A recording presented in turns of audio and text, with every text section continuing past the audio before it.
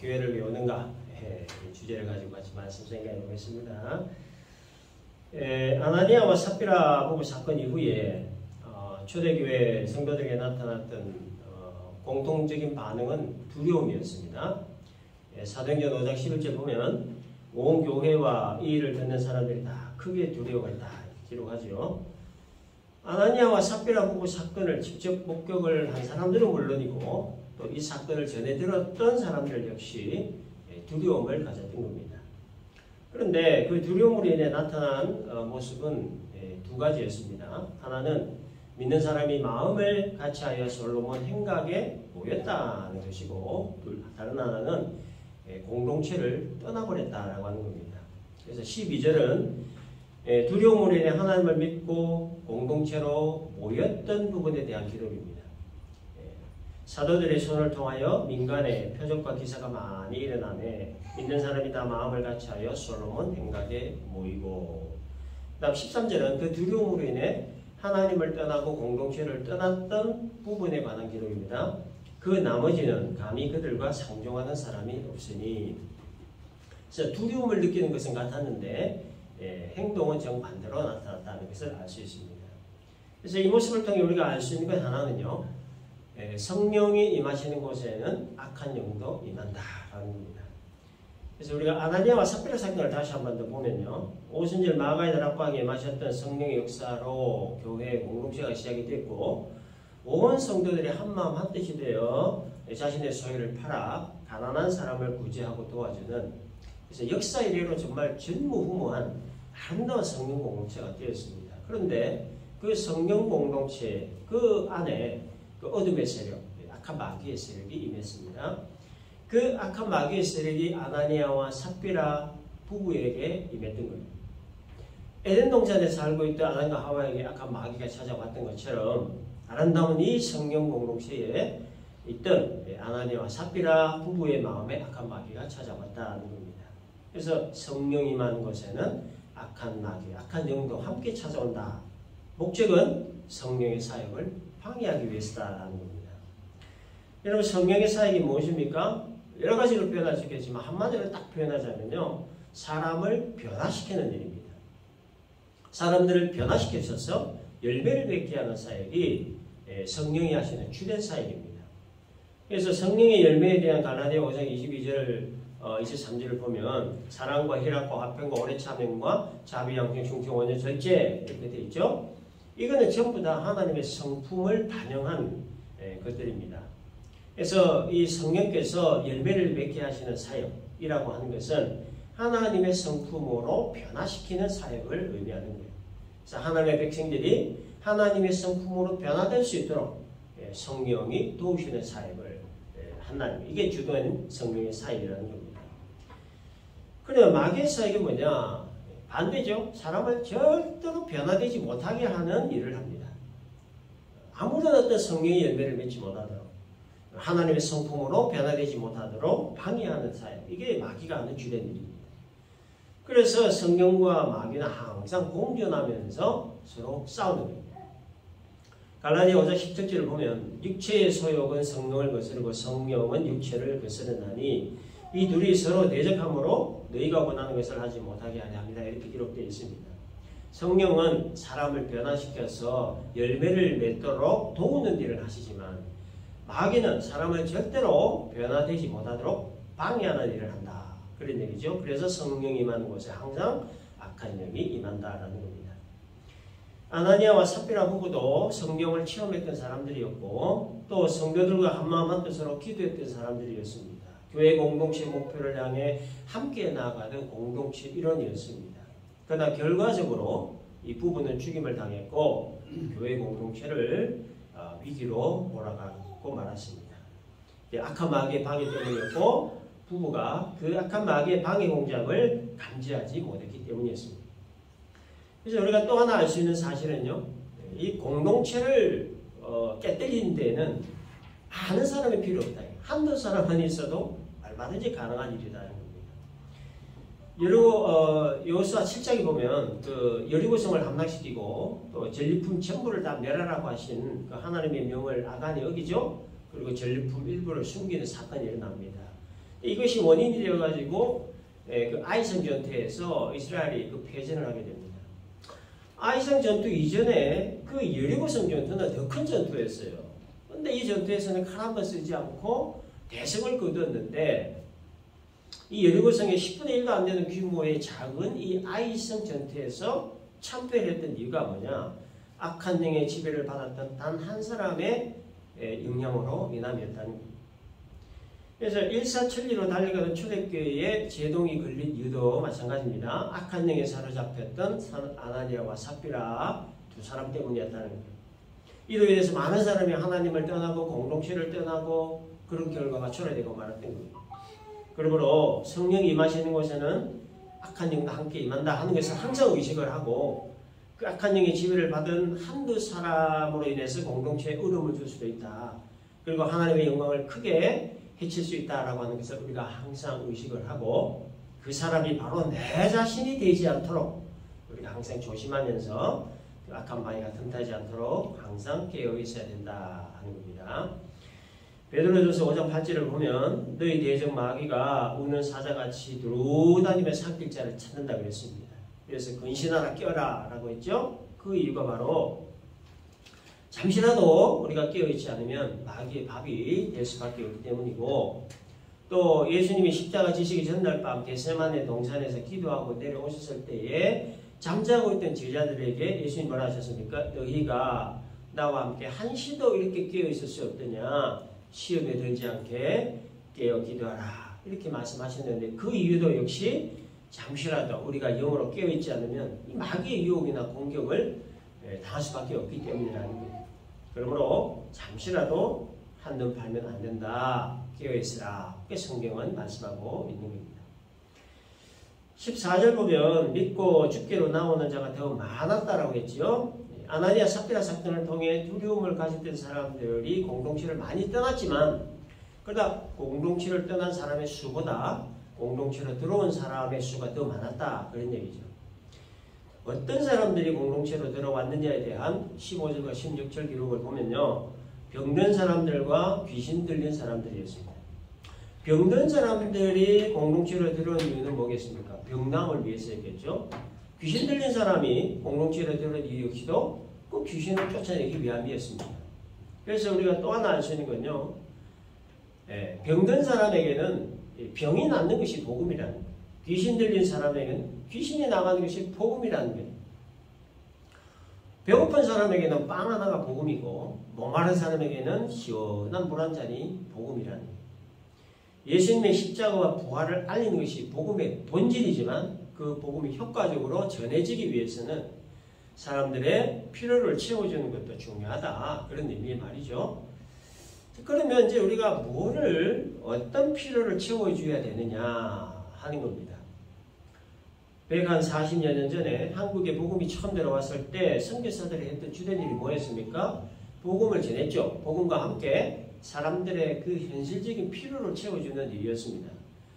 그 일을 위해서 뭐 병원을 세우기도 하고 학교를 세우고 고아원을 만들고 이렇게 빵을 주었던 거예요. 지금도 각국의 파송된 선교사들이 복음을 효과적으로 전하기 위해서 우리가 비슷한 일들을 하고 있습니다.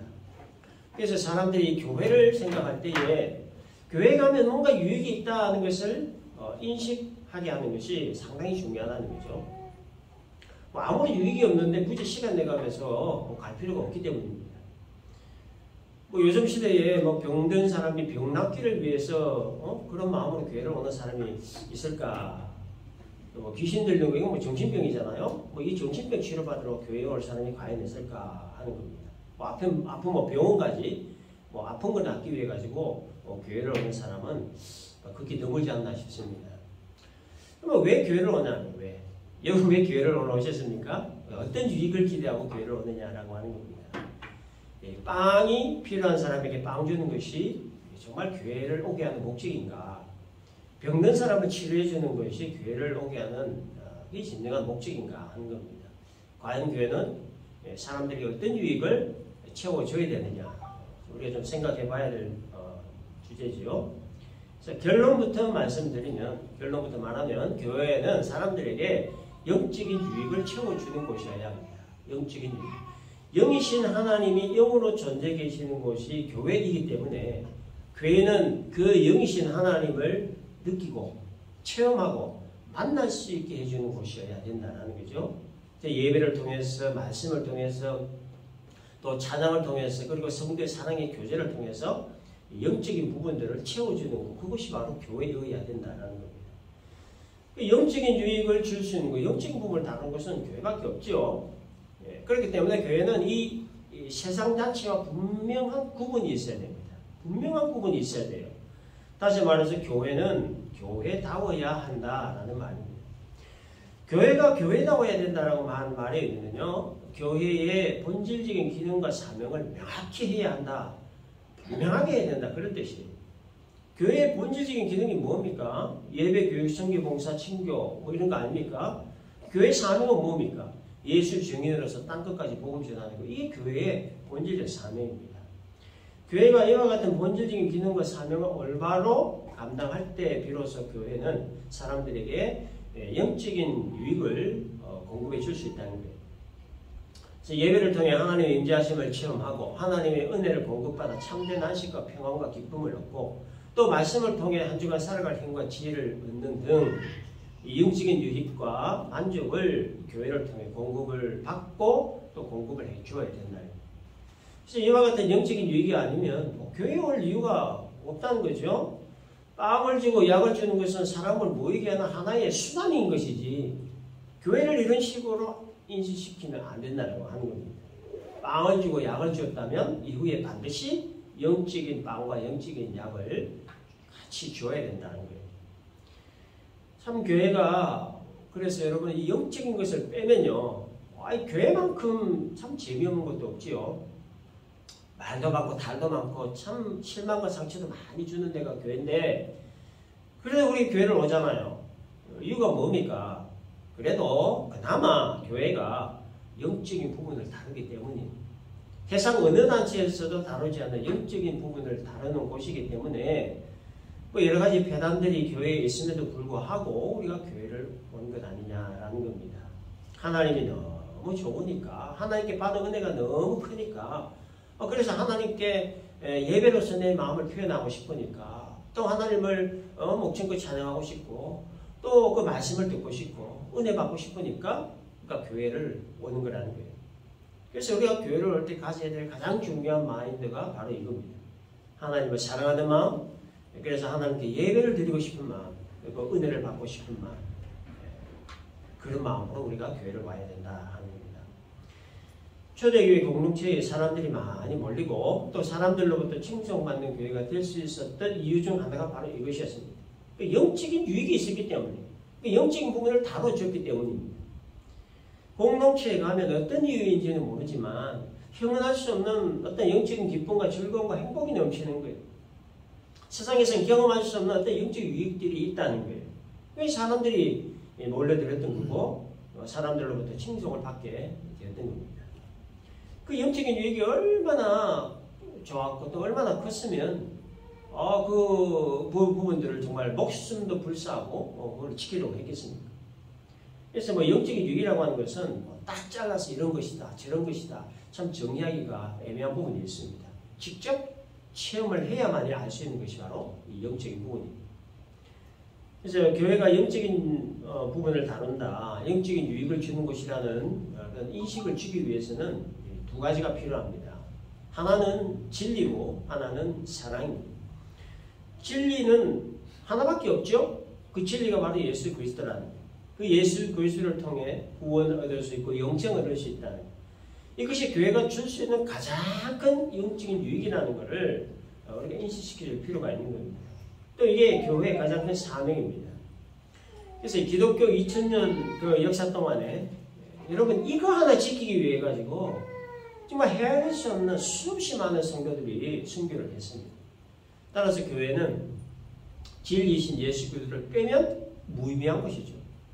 그러므로 예수 그리스도만이 구원의 길이 아니다라고 하는 것은 교회가 아닙니다. 성경은 창세기부터 요한계시록에 이르기까지 1절 1에게 이르기까지 성령의 감동으로 기록된 하나님의 말씀이라는 사실을 부정하고 성경에 하나님의 말씀도 있다 라고 하는 것도 교회가 아닙니다. 예수님의 성령 잉태를 의심하거나 부정하는 것도 교회가 아니죠. 예수님의 십자가 죽음과 부활을 의심하거나 왜곡하는 것도 교회가 아닙니다. 그래서 그런 것은 갈 필요가 없죠. 교회가 아니기 때문에. 아무리 영적인 유익을 주지 못하기 때문에. 그리고 교회가 영적인 유익을 주는 것이라는 인식을 주기 위해서는 진리와 함께 그 다음 사랑이 있어야 되죠. 사랑. 이 진리 못지않게 중요한 것이 사랑입니다. 사랑에 있어서 무엇보다 중요한 게 뭐겠습니까? 진실함이죠. 진실함. 포장된 사랑 말고 마음에서부터 나오는 진실한 사랑. 이것이 바로 교회를 통해 공급받을 수 있는 영적인 유익이라는 거예요. 그래서 교회를 받쳐주는 중요한 두 기둥입니다. 진리와 사랑. 교회는 이 진리와 사랑이라는 영적인 유익을 공급하고 또 공급받아야 된다라는 겁니다. 자, 초대교회에 또 다른 문제가 하나 생겼습니다. 예루살렘 부근에 많은 병자들, 귀신 들린 자들이 있어 교회에 와가지고 고침을 받고 또 그 소문을 들은 많은 사람들이 교회로 이제 몰려들기 시작을 하자 대제사장과 사두개인들, 소위 유대 종교 지도자들이 사도들이 하는 일을 아주 못마땅해 하고 방해하기 시작한 겁니다. 17절 보면 대제사장과 그와 함께 있는 사람, 즉 사두개인의 당파가 다 마음에 시기가 가득했다 이렇게 기록합니다. 이들의 마음에 시기가 가득했다라고 하는데 이들 마음에 그 시기심을 불어넣은 존재가 누구겠습니까? 악한 마귀죠. 악한 마귀가 이들의 마음에 시기심을 불어넣어서 사도들이 하는 일을 못하도록 방해했다 그런 얘기입니다. 근데 당시에 이 대제사장은 주로 바리새파 사람들 중심으로 구성이 되어져 있었습니다. 그래서 이 대제사장과 사두개인 사람들이 한 마음으로 시기를 했다라고 하는 그 말은 바리새파 사람들과 사두개파 사람들이 같은 뜻으로 한 마음이 됐다 그런 얘기예요. 그런데 참 재밌는 거는 당시에 이 바리새파 사람, 사두개파 사람들은 사이가 굉장히 좋지 않았습니다. 철천지 원수라고 해도 과언이 아닐 정도로 굉장히 사이가 안 좋았습니다. 신앙의 색깔이나 뭐 패턴이나 모든 게 다 반대이기 때문에 그래서 서로 막 공격하고 그랬던 거예요. 그래서 바리새인들은 보수주의자로 사두개인들을 자유주의자로 뭐 이런 식으로 보면 되겠습니다. 그래서 사두개인들은 바리새인들을 보고 저 꼴통 보수분자들이라고, 바리새인들은 사두개인들을 보고 이 나날이 같은 것들이라고. 그래서 서로가 이런 식으로 봤다는 거예요. 그러니까 신학적 경계도 좀 반대했습니다. 바리새인들은 부활을 인정했고 사두개인들은 인정하지 않았습니다. 또 바리새인들은 천사의 존재를 인정했지만 사두개인들은 인정하지 않았습니다. 뭐 하나 공통점을 찾아보기 어려운 사람들이었지만 근데 예수님을 십자가에 못 박아 죽이는 일에는 마음과 뜻을 합쳤습니다. 그런데 이 바리새인과 사두개인들이 사도들이 복음 전하는 일을 반대하고 그들을 붙잡아 감옥에 집어넣는 일에 또 마음과 뜻을 같이 했습니다. 신앙의 패턴도 다르고 신학적 견해도 다르고 무엇 하나 맞는 것이 없었지만 예수님 십자가 못 박아 죽이는 일과 또 사도들이 복음 전하는 일에 대해서만큼은 마음과 뜻이 하나가 된다. 마음과 뜻이 하나가 된 거. 뭡니까? 시기심. 요거는 하나 있다는 거예요. 일치된 시기심으로 이들은 또다시 사도들을 붙잡아 신문하고 옥에 집어넣는 거예요. 왜 이 사람들에게 이와 같은 그 시기심이 발생했을까? 그거는 교권 상실에 대한 두려움 때문이었습니다. 좀 더 노골적으로 표현을 하면 밥그릇 뺏길 것에 대한 두려움 때문이었습니다. 요 앞전에 그 성전에서 복음 전하던 베드로와 요한을 잡아 투옥시킬 때에도 그랬고 또 지금도 마찬가지고 이들의 마음에 그 시기심이 생겨가지고 못하도록 방해한 것은 결국 그 교권 상실의 두려움 때문에 자기들 밥그릇 빼앗길 것에 대한 두려움 때문에 예수님을 죽인 것도 내 밥그릇 지키기 위함 때문이었어요. 내 밥그릇 뺏기지 않기 위해서 내 밥그릇에 위협이 될 만한 예수님을 제거했던 거예요. 또 사도들 역시 제거하려고 했던 거예요. 성전 미문에 앉아 구걸하는 병자 5초 주고 솔로몬 행각에서 말씀 전하던 제자들을 많은 사람들이 주목하고 모여들기 시작했을 때 이들 제자들을 붙잡아다가 다시는 예수의 이름으로 말하지 말고 가르치지 말라 이렇게 협박을 했지만 우리는 보고 들은 것을 말하지 않을 수 없다 하며 계속 나가서 복음 전했어요. 계속 많은 병자들이 와서 또 고쳐주고 계속 귀신 들린 자들이 와서 고쳐주고 이게 또 소문이 퍼지기 시작하면서 사람들 계속해서 그만이 몰려들고 공동체가 점점 커지게 되면서 이들 마음에 위협함, 두려움, 시기심이 발동한 거예요. 명색이 그래도 자기들이 유대 종교 지도자인데 자기들한테 뭐 주목하거나 뭐 물어보지를 않고 그 예수 제자들을 주목하고 이들에게 몰려가는 걸 보고 시기심이 극도로 발동했던 겁니다. 물론 인간인지라 충분히 이해가 되는 부분입니다. 시기심이라는 것도 인간의 기본 감정 중 하나이기 때문에 충분히 그럴 수 있다고 봅니다. 근데 그 다음 단계가 문제죠. 그 다음 단계가 뭡니까? 시기심의 대상들을 제거하는 거예요. 얼마나 이게 나쁘고 못된 행동입니까? 근데 우리가 이제 잊지 말아야 될 것은 그 배후 세력이라는 거예요. 배후 세력. 이들 마음에 시기심을 발동시켜서 시기심의 대상들을 제거하라고 부추겼던 배후 세력. 그 악한 영을 우리가 생각해야 된다. 사람의 본성을 이용해서 악하게 사용하도록 부추기는 이 악한 마귀를 우리가 인식하고 경계해야 된다. 시기심 갖게 하고 나아가 시기심을 마음에 품고 간직하게 하는 세력. 더 나아가 시기심의 대상을 치료해야게끔 부추기는 이 악한 영의 세력. 우리가 의식하고 경계할 필요가 있다는 겁니다. 시기심과 분노의 마음으로 일치했던 대제사장과 사두개인들이 제자를 잡아다 신문하고 오게 가뒀지만 그러나 그걸로 끝난 게 아니었죠. 비록 이들이 사도들을 무력으로 제압을 하고 복음 전하지 못하도록 그 옥에다 가뒀지만 그러나 성령께서 하시는 일을 그 사이까지 막을 수는 없었습니다. 어떤 일이 벌어졌습니까? 그날 밤에 주의 사자가 나타나서 옥문을 열어주고 사도들을 그 옥으로부터 이끌어냈습니다. 그리고 뭐라고 했습니까? 20절에 가서 성전에 서서 이 생명의 말씀을 다 백성들에게 말하라 그랬죠. 사도들을 통한 복음 전파가 중단되지 않도록 보이지 않는 하나님의 손길, 성령께서 이들을 돕고 계셨다는 거예요. 그래서 옥에서 불려난 제자들은 그 길로 성전으로 다시 가서 계속 복음을 전하고 가르쳤습니다. 사도들을 옥에 가두었던 네 제사장이 사도들을 데리고 오라고 다시 사람을 보냈습니다. 그런데 그 사람 통해 들려진 보고가 뭐였습니까? 옥문은 든든히 잠겨져 있고 옥문을 지키는 사람도 있는데 옥 안에는 아무도 없다는 보고였어요. 어떻게 된 일인가? 의아하고 있을 때 또 다른 사람으로부터 보고가 들어왔습니다. 옥에 가두었던 사도들이 성전에서 백성들을 가르치고 있다라고 합니다. 그래서 성전 맡은 자가 부하들과 함께 제자들을 다시 붙잡아 공회 앞에 세워 또 신문했습니다. 28절 우리가 이 이름으로 사람을 가르치지 말라 응금하였을 때 너희가 너희 가르침을 예루살렘에 가져가게 하니 이 사람의 피를 우리에게 돌리고자 함이로다. 그때 제자들은 29절에서 다시 한 번 더 얘기하죠. 사람보다 하나님께 순종하는 것이 마땅하다. 그리고 자기들은 이 일을 해야만 하는 증인이라 라고 하는 것을 천명합니다. 그러니까 사도들은 자기들이 보고 들은 것을 전하지 않으면 안 된다. 그 예수의 증인임을 확고하게 선포한 겁니다. 그래서 이 말들은 공회원들은 이것은 명백한 교권에 대한 도전이다 판단을 하고 분노한 나머지 결국 이 사도들을 없애기로 결정합니다. 그런데 34절을 보면 이 바리새인 중에 가말리엘이라고 하는 사람들에게 존경받는 율법교사가 있는데 이 격분한 공회원들을 진정시키기 위해서 사도들을 잠깐 밖에 나가기도 하고는 드다와 유다의 사례를 들면서 사도들을 없애는 일을 조심할 필요가 있음을 언급합니다. 드다라고 하는 인물은 성경에 등장하는 인물은 아닙니다. BC 4년 그 헤롯 대왕이 죽던 해에 팔레스타인 지역에서 많은 그 민중 봉기가 일어났는데 그 반란 지도자들 중에 한 사람이 본문에서 말하는 드다일 것이다 이렇게 추정합니다. 학자들이. 그 드다가 이제 죽임을 당하게 되자 그를 따르다 400여 명의 사람들이 흩어져 없어졌다. 즉 죽임을 당했다. 그렇게 언급을 합니다. 그리고 가말리엘은 두 번째로 갈릴리 유다의 사례를 들어서 이렇게 얘기합니다. 이 사람 역시도 반란을 주도하다가 죽임당했고 그를 따르던 자들 역시도 죽임당했다라고 하면서 이 사도들을 죽이면 그를 따르는 많은 자들이 또 들고 일어날 거다. 그러면 그들을 또 상대해야 되고 또 죽여야 되고 그렇게 되면 문제가 굉장히 커지고 복잡해지게 되니까 이 사도들을 상관하지 말고 내버려 두자라고 합니다.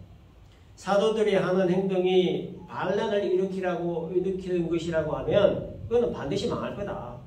그러나 만일에 이 사도들이 하는 행동이 하나님으로부터 왔다라고 하면 저들을 막을 수 없다는 거예요. 오히려 하나님을 대적하는 일이 될 수 있으니까 신중하게 일을 처리하자 이렇게 건의를 했습니다.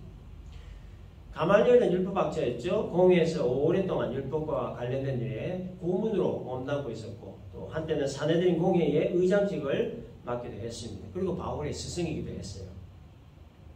아무튼 이 가말리엘의 중재로 말미암아 공회원들의 격분은 진정됐고 그래서 공회원들은 이제 사도들을 채찍질하고 다시는 예수의 이름으로 말하지 말라 하면서 풀어주었습니다.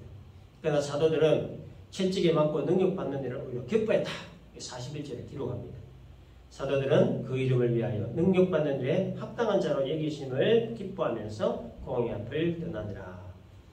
그리고 사도들은 공회원들의 이와 같은 목숨의 위협에도 전혀 굴하지 않고 42절에 보니까 그들이 날마다 성전에 있든지 집에 있든지 예수는 그리스도라고 가르치고 전도하기를 그치지 않았다라고 기록합니다.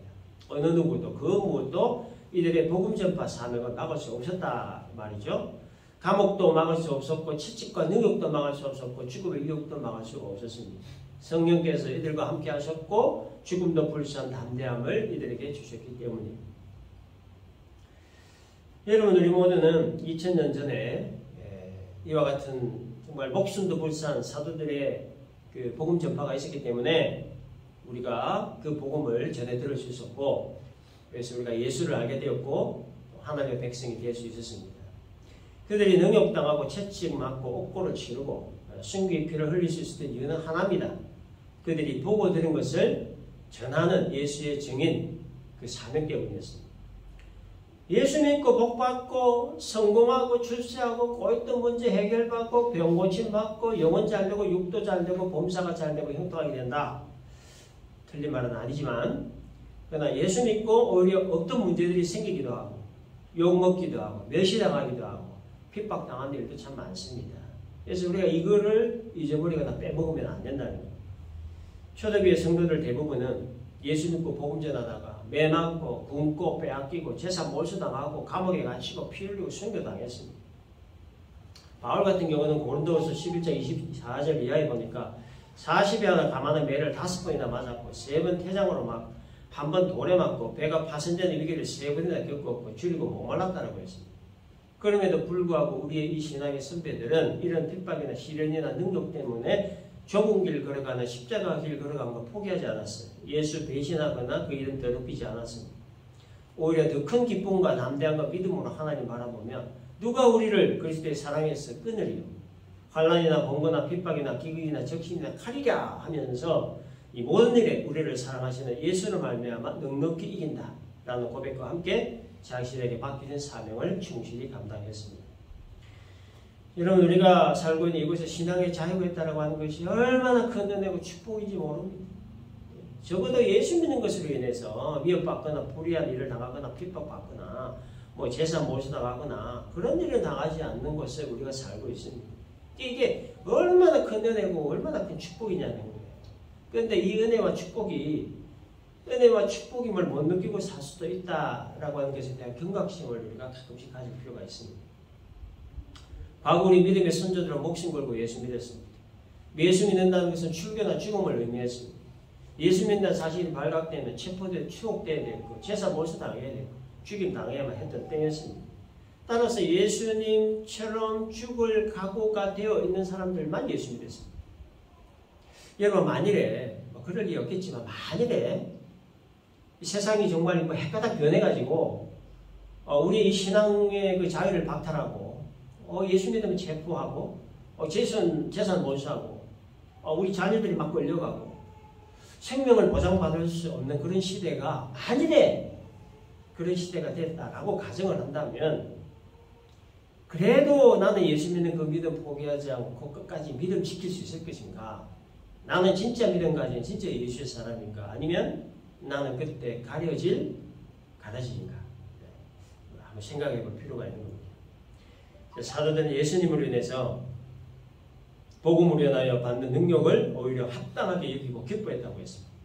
예수님과 복음을 위한 능력과 순교를 기쁨으로 여겼던 이들의 그 신앙은 오늘 살아가는 우리들에게 큰 귀감이 되고 또 큰 도전이 되고 있습니다. 그래서 예수를 믿음으로 인해 발생하는 여러 가지 불편들, 손해보는 것들이 있을 수는 있겠지만 우리는 그것을 오히려 기쁨과 감사함으로 여길 수 있어야 합니다. 그거는 예수를 올바로 믿고 있다는 증거이기 때문이죠. 신앙생활을 올바로 하고 있다는 증거이기 때문입니다. 예수 올바로 믿으면요, 불편할 수밖에 없습니다. 그러므로 신앙의 자유가 우리에게 주어져 있다는 사실을 우리가 항상 감사하고, 예수를 알고 예수를 믿을 수 있는 그 은혜와 축복 주시기를 우리가 늘 감사하고, 또한 이렇게 주일마다 우리가 예배를 드릴 수 있는 것에 대해서 늘 감사, 모든 것에 감사하며 살아가야 된다라는 겁니다. 정리하겠습니다. 성령이 임하신 곳에는 악한 영도 임한다는 것. 따라서 한순간이라도 방심하면 안 된다. 항상 깨어 있어야 된다라고 하는 것. 교회를 오는 결론적인 이유는 영적인 부분을 다루기 위해서 영적인 유익을 얻기 위함이라고 하는 거. 이 말씀 우리가 잘 기억을 하고 무엇보다 우리에게 신앙의 자유가 있다는 것에 대해서 늘 감사하고 예수를 알게 하시고 예수 믿게 하신 하나님 은혜에 감사하고 주일마다 예배 드릴 수 있음에 감사하고 소리 높여 찬양할 수 있음에 감사하고 모든 것에 감사하며 살아가는 복된 인생 될 수 있기를 주님의 이름으로 축원합니다.